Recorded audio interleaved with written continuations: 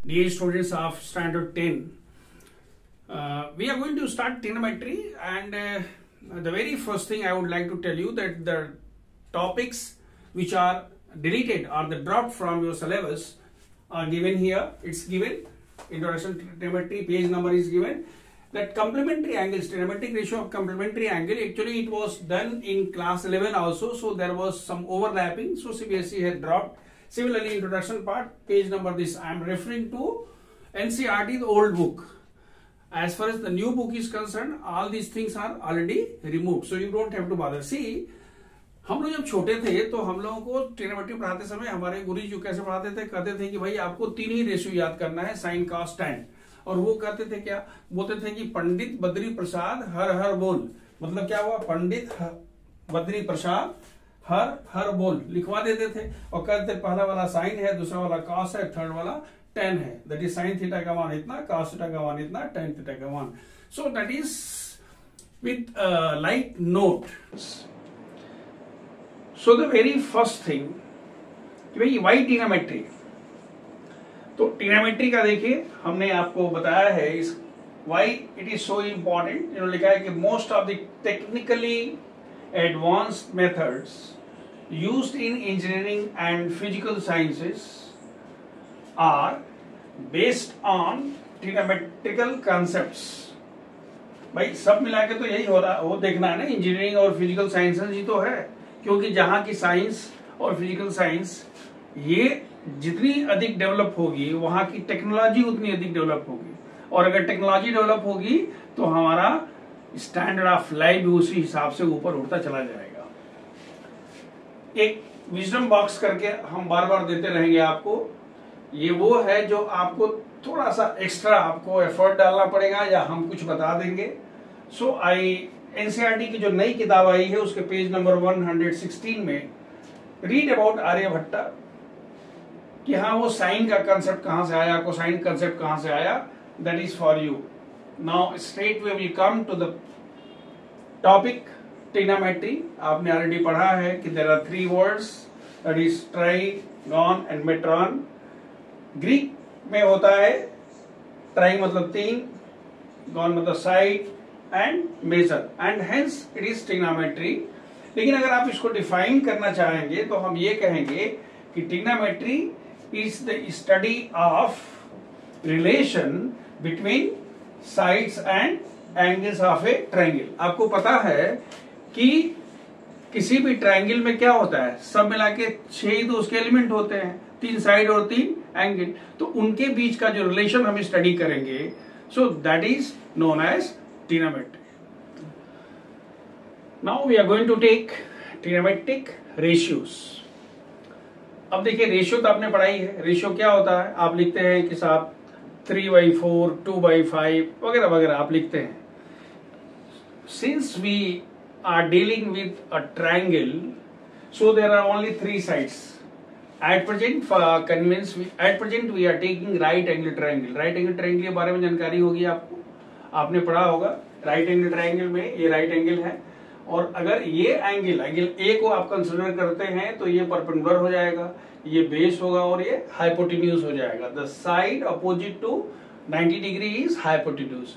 The side opposite to angle taken to consideration is taken as perpendicular, and the side included by the angle taken to consideration and 90 degree is the base. ये आपने पहले से पढ़ा है कि भाई इसको बेस बोलते हैं, ये परपेंडिकुलर है और ये हाइपोटेन्यूज है। एक चीज और आपने इसमें पढ़ा है जो हमने यहाँ विजडम बॉक्स में देकर रखा है, वो है पाइथागोरस थ्योरम। पाइथागोरस थ्योरम क्या होता है, आपने कहा है कि in a right angle triangle base square plus perpendicular square is equal to hypotenuse square. बस अभी आपको इतना ही जानकारी चाहिए और इसी का यूज होगा। जैसे जैसे आपको हम सब्जेक्ट डेवलप करेंगे वैसे वैसे हम लोग देखते हैं कैसे क्या करते हैं। सो ये 2 चीजें याद रखना है, राइट एंगल ट्रायंगल याद रखना है और ये Pythagoras theorem. This square base square plus perpendicular square is equal to hypotenuse square. आपने ये पहले से पढ़ा है, हम यहाँ लिख दे रहे हैं कि B square plus H square is equal to P square. ये आपने पहले से पढ़ा है, sorry, B square plus P square is equal to H square. ये हमने से पहले से देख लिया किसका है, पाइथागोरस थ्योरम। अब जो हमारे पास 6 ट्रिग्नोमेट्रिक रेशियोज होते हैं वो क्या क्या होते हैं? देखिए बेसिकली 6 ट्रिग्नोमेट्रिक रेशियोज जो होते हैं वो है sine theta, cos theta, tan theta.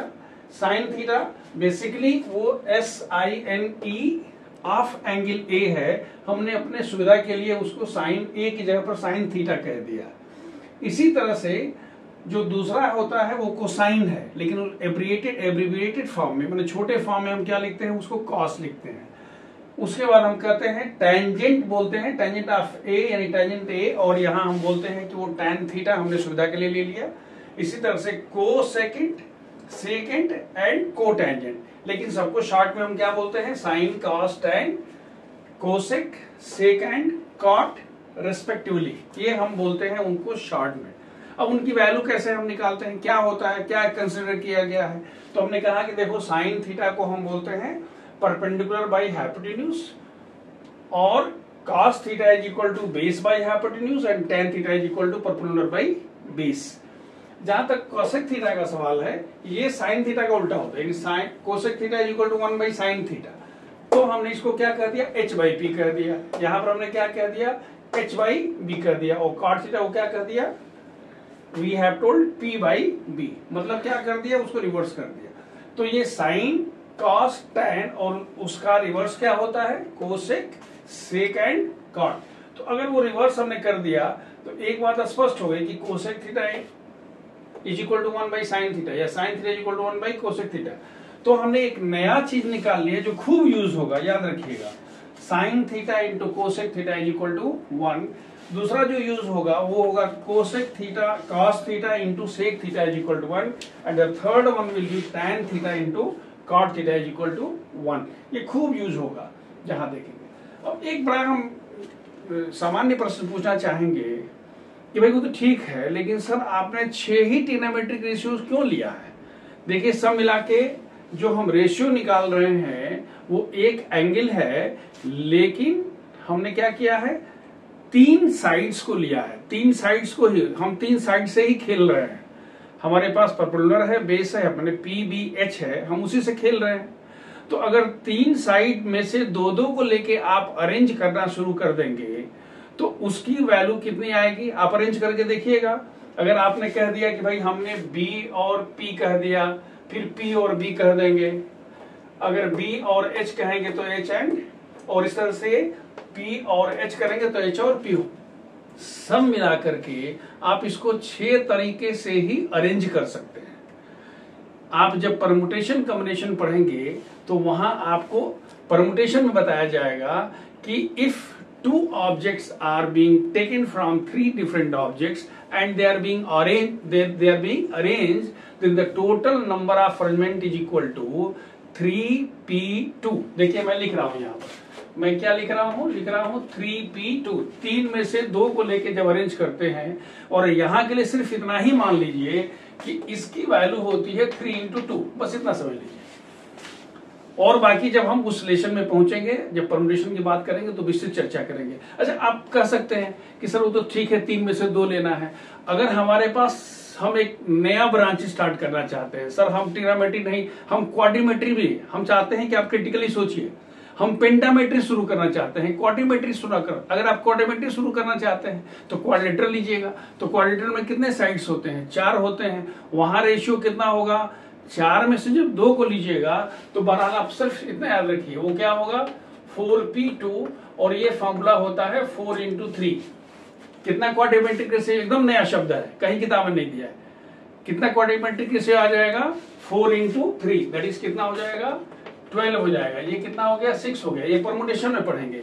आप कहते हैं सर मेरे पास 5 है, हमने पेंटागन में हमको एक पेंटामेट्री शुरू करना है, तो 5p2, तो 5p2 में कितना होगा, 5 into 4।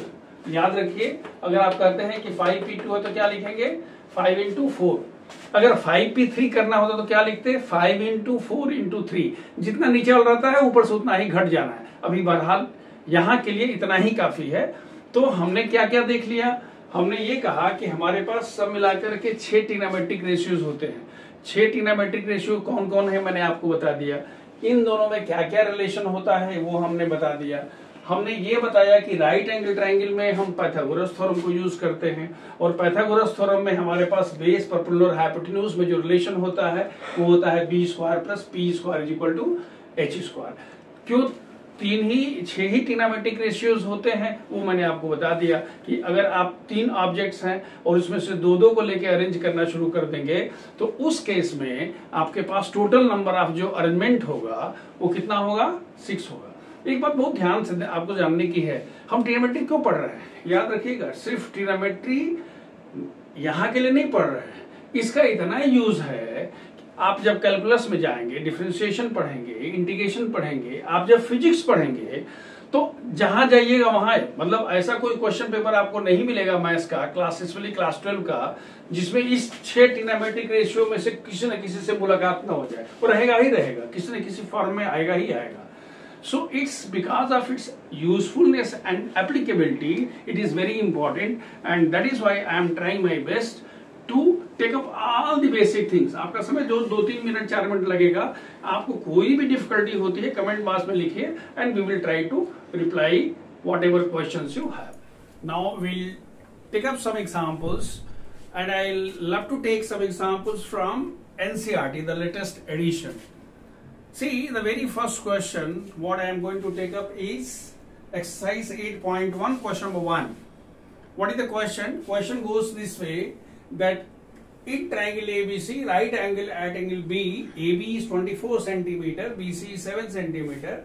Determine sin A, cos A, sin C and cos C. This triangle I have made. ABC is a triangle 24 centimeter and 7 centimeter. Now the question is, if you want to find the value of sin A, cos A or whatever you want to get, you should have all the 3 sides.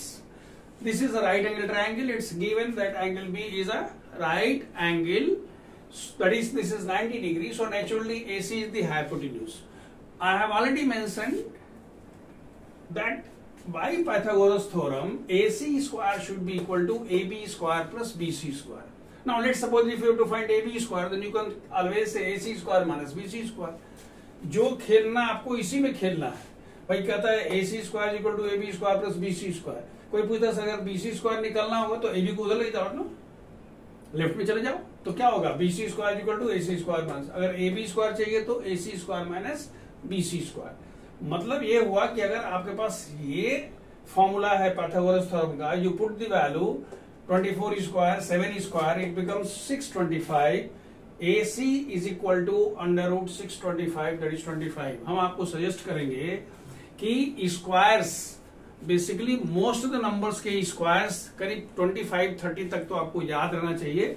Competitive examinations में इसका आनंद मिलता है और इसका फायदा होता है अगर स्क्वायर पता होता है, नहीं तो बैठ के वहां पर उसी में खिच घुच करेंगे, आपका टाइम बर्बाद होगा। But if you are able to remember, then straightway you will go. Otherwise 625, now you will start writing if 5, then 5, then 120. There is no use. I recommend that you should learn the square up to 30. किसका कितना square होता है आप याद कर लीजिए, देखिए धड़ा हो जाएगा। तो आपने कहा AC का मान 25, since everything is given in 24 that is centimeter, so we have written AC is equal to how much? It is 25 centimeter. Now, if you have got all the things, then the very first question is asked, what is the value of sin A? Just see, you want to find the value of sin A. Angle A is here. So if this angle is taken here, this is perpendicular, this is base and this is hypotenuse. So what is the value of sin A? Sin A should be equal to perpendicular by hypotenuse. So what is that? It is 7 by 25. Very simple. The question is, what happened to centimeter? Centimeter got it, because in ratio you don't have to put any unit. Now if you want to go for what? Cos A. If you want to go for cos A, what is the formula for cos A? Cos A is equal to base by hypotenuse. What is the base here? It is equal to 24 divided by 25. So this is the value of cos A. But there is a very interesting question. In the second one, they have asked what is the value of sin C. Remember, not sin A, Now sine C. So if this is the angle, remember this becomes base, this becomes what? This becomes perpendicular and this is hypotenuse. So if you take this one into consideration, C, then the side included between the angle taken into consideration and 90 degree will be taken as base. So this becomes base, opposite, perpendicular, and this one is hypotenuse. So what is the value of sine C? Sine C is equal to how much? It is 24 divided by 25. And if you want to go for cos C, then cos C is equal to, just see, cos C, it is base by hypotenuse. Base by hypotenuse means what? It is 7 divided by 25. I hope it is clear. Now we see another question from the same exercise, exercise 8.1. 8.1, question number 5, NCERT class 10. Given sec theta is equal to 13 by 12, then find all the trigonometric ratios. You are given sec theta. Now we are going to make a triangle ABC. This is angle theta, this is 90 degree. 13 by 12 means what? 13 means 13 by 12, but it's sec theta. Sec theta means hypotenuse divided by base. So this is 13 and this is 12. Now you must be thinking, sir, why have you taken K? Remember, 13 by 12 is a ratio. We don't know exact length of AC and BC. That is why we have written K. Whatever will happen, it will go like that. You can have a small triangle, bigger triangle. The ratio should always remain 13 by 12. That is why I have written K there. Now by Pythagoras theorem,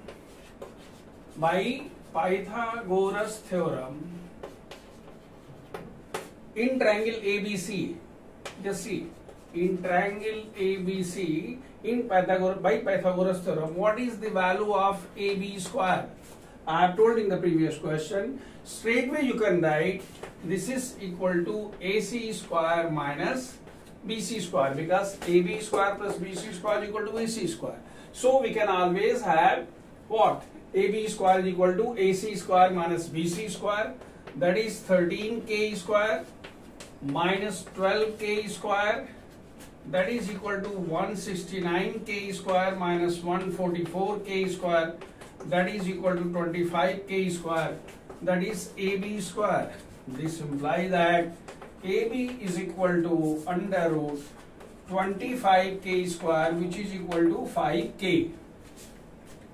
Means this one is equal to 5K. Remember, when you are finding square root, you write plus minus. But since this is the length of the side, ये side की लंबाई है, इसलिए आपको सिर्फ positive लेना है, length of. तो अब आपके पास 3 साइड हो गया, सब हथियार मिल गया, अब कुछ करना ही नहीं है. अब कोई पूछता है कि साहब ट्रिग्नोमेट्रिक रेशियो, तो सेक को छोड़ करके जो भी आपके पास बनता है, कहां से स्टार्ट करेंगे? हम कहेंगे सर हमारे पास साइन थीटा की वैल्यू, तो साइन थीटा इक्वल टू क्या होता है? Perpendicular by hypotenuse. हमने क्या लिख दिया? It is 5K by 13K is equal to 5 by 13. Sine theta हो गया. कोसेक थीटा की कोई करने की बात नहीं है, क्यों? एक लगाया और दूसरा फाया. Cosec theta is equal to 1 by sine theta, that is 13 by 5. Now if you want to go for tan theta is equal to how much? Perpendicular by base. What is perpendicular? It is 5K divided by 12K, that is 5 by 12. And if you have got tan theta, then जो मैंने बताया था, एक लगाया और या एक के साथ एक फ्री हो गया. Cot theta is equal to 1 by tan theta, that is equal to 12 by 5. Cos theta की वैल्यू जैसा sec theta है उल्टा कर दीजिए, निकल जाएगा. In this way you can find the trigonometric ratios if you are able to find what? The sides of the triangle of a right angle triangle. Now we are going to take up one more question from the same exercise, that is exercise 8.1, question number 9. I'll take both the questions, first and second. Just it's given that if tan A is equal to 1 by root 3, then find the value of sin A cos C plus cos A sin C, and the second one is cos A cos C minus sin A sin C. Now just see, you are given tan A. Tan A means at first we make a triangle. We take up the acute angle as angle A. In triangle ABC, this is angle B, this is C. You can have APM, whatever you want, but A must be there. Now what is tan A? Given tan A is equal to how much? 1 by root 3. Means perpendicular is 1 and base is root 3. So you can always have 1k by root 3k. Ratio is complete. We say this is k and this is k. Now what is our aim? What exactly we want to do? Every time we want to find the third side. भाई पर triangle का तीनों side हम लेकर के अपने पास निकाल के रख लेते हैं. तो फिर वही हम करते हैं भाई Pythagoras theorem. Pythagoras theorem. What is there? What is left there? AC. So you can say AC square is equal to AB square plus BC square. AB square is equal to root 3k square plus 1k square, which is equal to 3k square plus k square, that is 4k square. This implies that AC is equal to how much? This is under root 2. This is equal to how much? 2k. Means this one is equal to 2k. We have got the value of the third side. अब कुछ नहीं करना है, जो मैंने आपको बताया था. Therefore, what is the value of sin A? कैसे निकालते हैं? Sin A is equal to perpendicular by hypotenuse. Perpendicular by hypotenuse means what? That is, you can have BC upon AC, that is 1k by 2k, that is equal to 1 by 2. If you want to find the value of cos C, what is the value of cos C? Remember, if you go for cos C, then this becomes base. This is perpendicular and this is hypotenuse. So what is the value of cos C? Cos C is equal to, it is BC by AC. Sin A and cos C. Cos C means what? Base by hypotenuse. जो ही आप इस angle को लेते हैं, ये दोनों, ये क्या हो जाता है? बेस हो जाता है. और cos का फॉर्मूला क्या है? Base by hypotenuse. तो हमने कह दिया this one is equal to 1k by 2k, that is equal to 1 by 2. तो आपने साइन ए निकाल लिया, cos ए निकाल लिया. अब कहते हैं साहब cos ए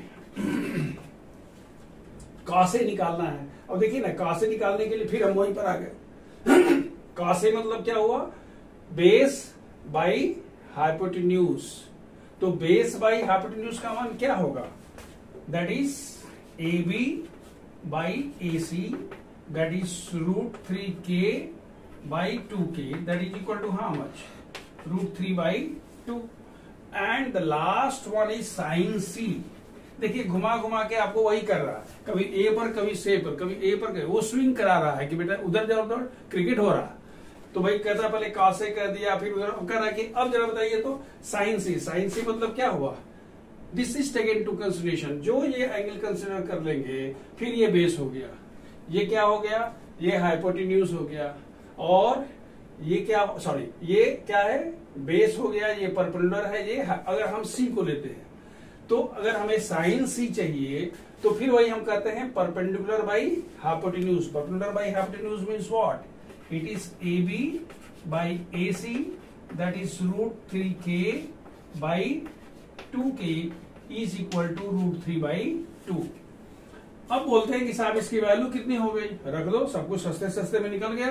कहता है कि भाई इसकी वैल्यू अगर निकालनी होगी, तो हम कहते हैं भाई यहां पर हो जाएगा 1 by 2 into 1 by 2 plus root 3 by 2 into root 3 by 2, that is equal to how much? It is 4 by 4 is equal to 1. क्या हो गया? 1 हो गया। क्यों? क्योंकि इसकी वैल्यू 1/2 थी, दूसरे वाले की वैल्यू 1/2 थी। √3 into √3 3 divide by 4, so 3 + 1 4/4 is equal to 1।